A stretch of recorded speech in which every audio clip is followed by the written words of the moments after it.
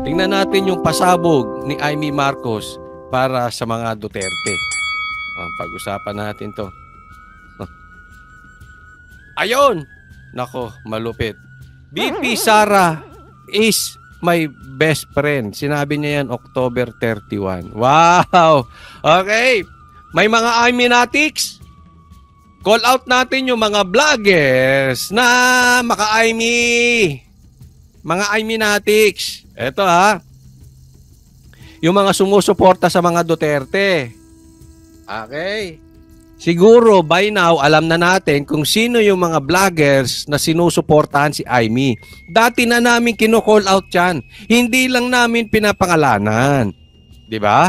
Kasi alam namin kung sino-sino sila. Pero this time, alam nyo na rin kung sino-sino yung mga yan. Bakit? Hindi nila kayang kanain to si Amy. 'Di ba? Ilan sa mga maka-Duterte na hindi nila makana ito si Amy. Ngayon, kung kaibigan nyo si Amy, walang problema. Huwag nyo sila kanain personally. I really don't believe na bibirahin mo ang isang tao personally. Pero dapat, kay kaibigan mo yan,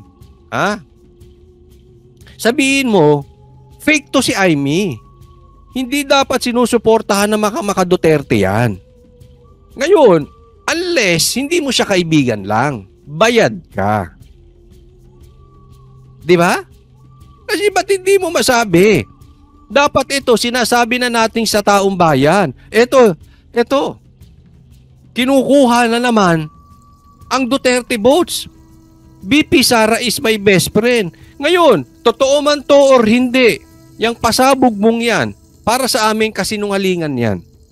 Para sa akin whether totoo na best friend mo si BP Sara or hindi, still Marcos ka. At ako, sasabihin ko, hindi ka dapat binuboto sa Senado. Ngayon, hindi naman ako diktador eh. Diba? Nasa sa inyo yun. Kung iboboto nyo si Amy. Iboboto nyo nga ba si Amy sa Senado? Pero as far as I'm concerned, yan po ang dahilan na naging presidente si Marcos. Di dapat tatakbong presidente to si Sara eh. Kinonvince mag-vice president. Tulungan yung kapatid. Ngayon, tinulungan ni BP Sara yung kapatid. Anong ginagawa ng kapatid mo kay BP Sara? Anong ginagawa higit sa lahat ng kapatid mo sa mga Pilipino? Ano nangyari sa baha natin?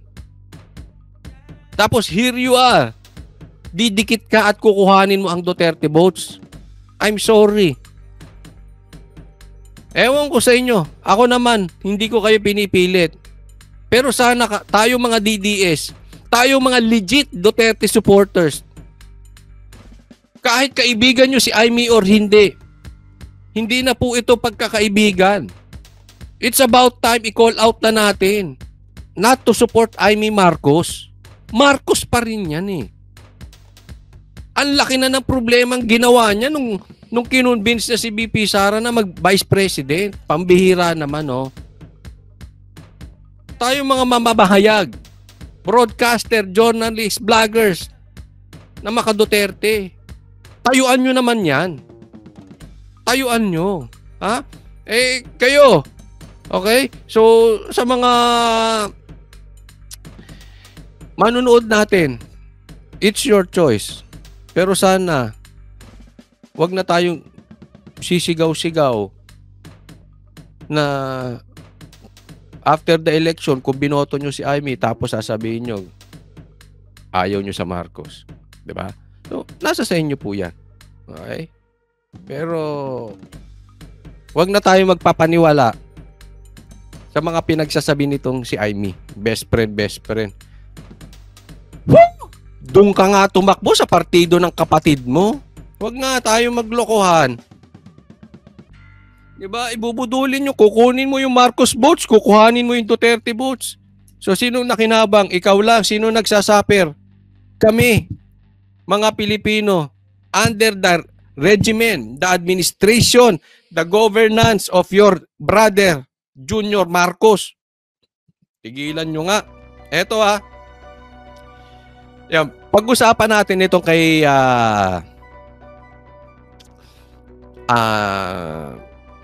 Cathy Binag. No? Siyempre kasi tinanong namin okay? Tinanong namin sino yung mga gumagamit ng mga politiko. At pinangalanan niya, no? Pinangalanan niya at tinanong din namin na meron ba talagang video? Ito importante sa lahat. Meron ba talagang video? At ano yung sinasabi ni BP Sara na about kay Martin? Ang sagot sa amin ni Cathy Binag, hindi video. Mga videos. Maraming videos na katunayan. Hindi personal Hindi po tayo nag-aatake ng personal. Videos na mayroong kinalaman at dawit ang taong bayan, ang mga Pilipino. So may mga videos. Ngayon, nung tinanong namin ang detalye, basta sa tamang panahon, antayin natin si BP Sara. Yun ang sagot niya, antayin namin si BP Sara. At tinanong din namin si Chis Escudero kung gumagamit ba.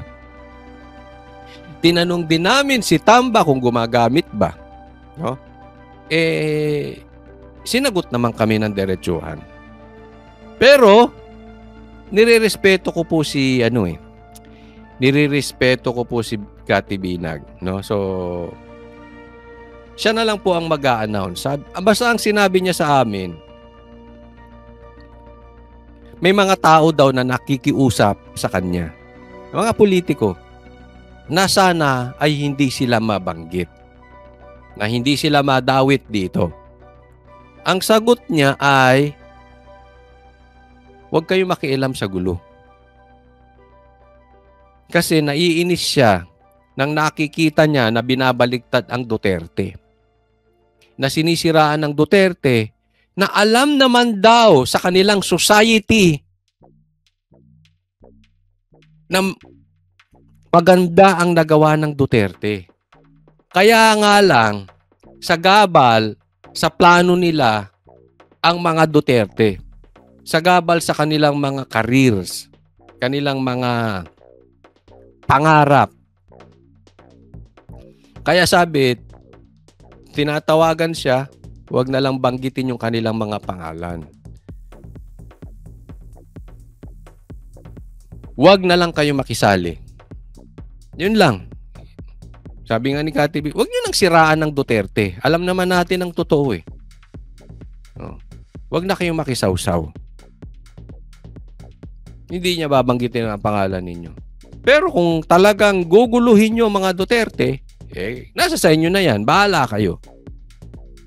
Kasi si Cathy, nung tinanong namin, ay handang mamatay. Kasi po, naging Christian po siya So, parang inalay niya na, okay, ito yung magagawa ko para sa bayan. Kung ako man ay kukuhanin na ng Panginoon, wala tayong magagawa. Diba? Yun ang tadhana So, handa po mamatay si Cathy. Huwag nyo na lang siraan ng mga Duterte. No? So, alam namin kung sino-sino yung gumagamit dyan. Diba? Pero with due respect kay Cathy Binag, sa tamang panahon, iisa-isahin niyang ilalabas yan. Kung kinakailangan, kung sobra talaga ang paninira sa mga Duterte, ilalabas niya kung sino yung mga gamit. Gumagamit na yan. Simple lang naman Yung mga tatakbo ngayon 2025, tingnan nyong mabuti. Hingin nyo sa kanila drug test. Ano sinabi? Hingin nyo sa kanila drug test.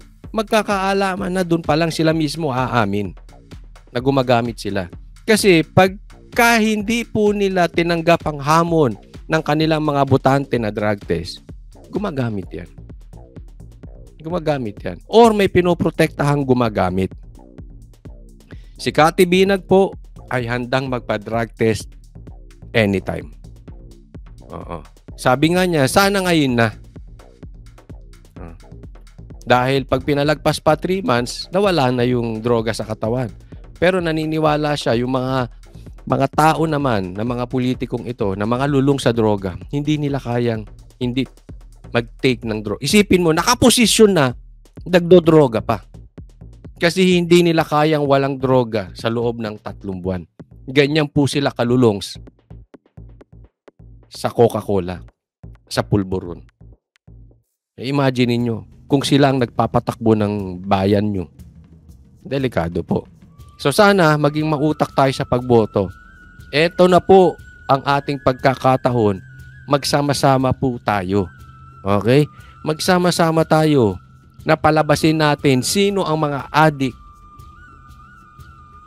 sa ating mga politiko. Pwede nyong i-call out sila, drug test. Aamin po yung mga yan sa pamagitan ng pagtanggi sa drug test. Ha? So, yun lang po. Huwag po kakalimutan na sa mga hindi ko pa po subscriber. Subscribe kayo dito sa akin, ha? Sa aking channel, at i-like po natin itong video na ito.